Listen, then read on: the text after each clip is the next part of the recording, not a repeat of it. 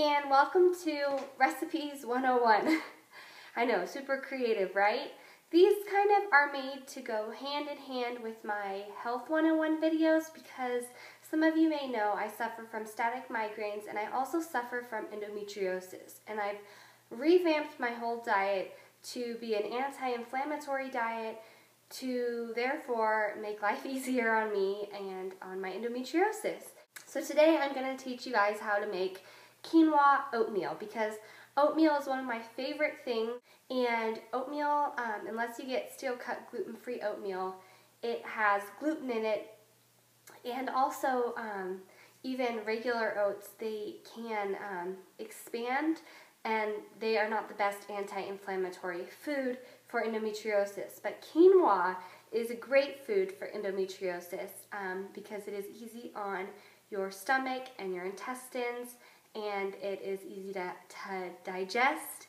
And so this was a good food to make, and I used all non-dairy products because dairy is another non-approved endometriosis food. So this is what it looks like. I already actually had some, but I will show you. This is in a cute presentation. If you guys want to see how to make my quinoa oatmeal, then keep watching and I will show you how I do this.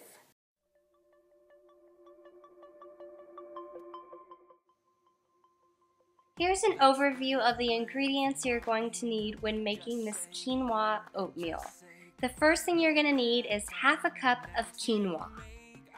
Then you're going to need 1 cup of almond milk, a packet of stevia. I use Truvia. When I'm with you, I feel so weightless. Half a banana. I have a whole banana here. A few strawberries. And that's all that you'll need to make this fantastic meal. We're going to pour our almond milk into our pot and turn the heat on to medium-high and let the milk come to a boil. Now the key to this is to stir often. So once the milk starts to heat up, you want to make sure to stir it so that it's not burning. Always wanted to. We'll see how deep the ocean goes. Stand on the edge of the unknown. When I'm with you. Time for a little stir. So weightless. Let's fly where we used to run. Let's go where we've never gone. Let's dream. And another stir. Where there wasn't one. Let's fly. Let's fly. Now we're boiling. So we're gonna pour in our quinoa, turn the heat down to low, and turn the timer on for 15 minutes and let that quinoa simmer with the lid on. Now every few minutes while it's simmering, you want to stir it just to make sure that the quinoa isn't burning to the bottom of the pot. So I'll show you guys this in the video. Well, we've never done and make a road where there wasn't one. Let's fly, let's fly, let's fly. Time for a little stir action. Let's fly, let's fly. Where we used to run, where we used to run.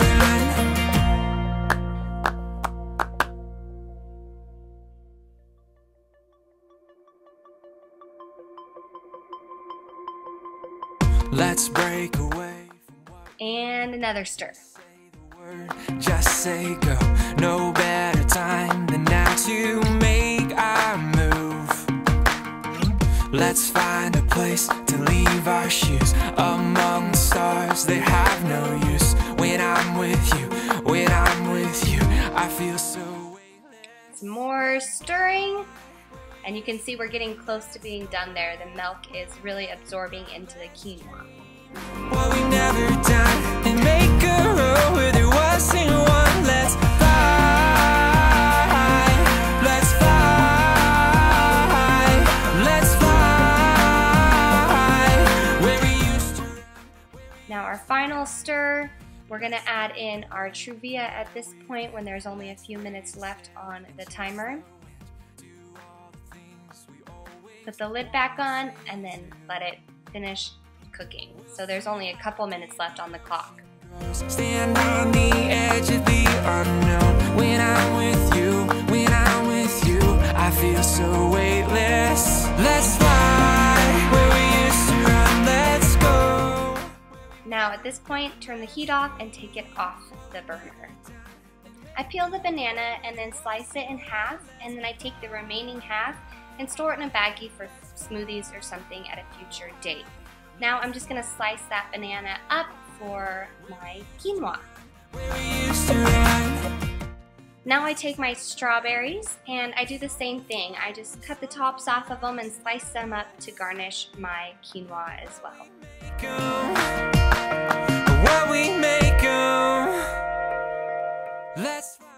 I take a measuring cup and place the quinoa in there and then onto the plate to kind of create a mold. And then I take a tablespoon of almond milk and pour it over the top just to moisten up the quinoa oatmeal a bit more, and then I garnish it with the freshly sliced fruit.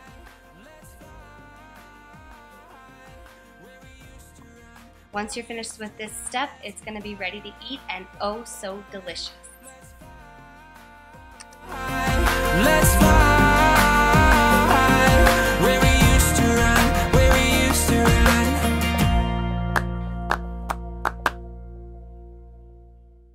So I hope you guys enjoyed this little recipe video. I plan on doing more of these from now on, so keep watching and hopefully they are not too low quality and they will just hopefully keep improving. But you know, this isn't an area that I'm super confident in. I'm not a chef, I'm not a doctor.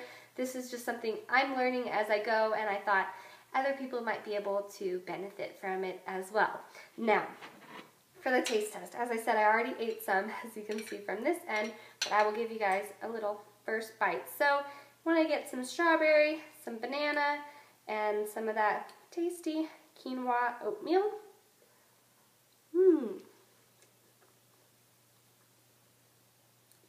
I think I almost like the quinoa oatmeal better than regular oatmeal because of the texture.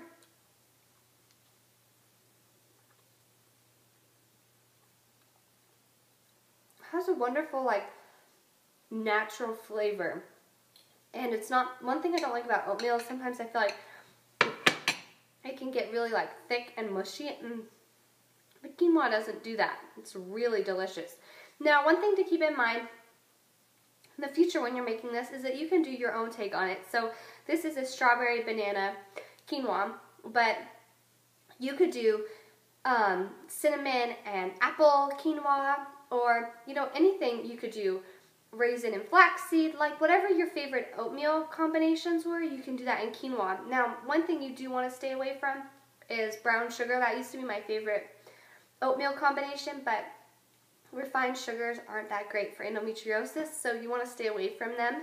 But you know, fruits and you know, spices are a great way to dress up your quinoa oatmeal. So if you guys try this out at home, let me know, and if you guys have any other variations, please let me know, because I'm always looking for fun, different ways to spice up my morning breakfast. Get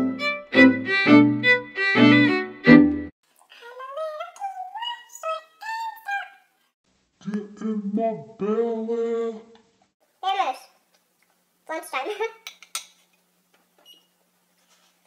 That's what you get for filming a recipe video of your breakfast. You don't get to eat till way later.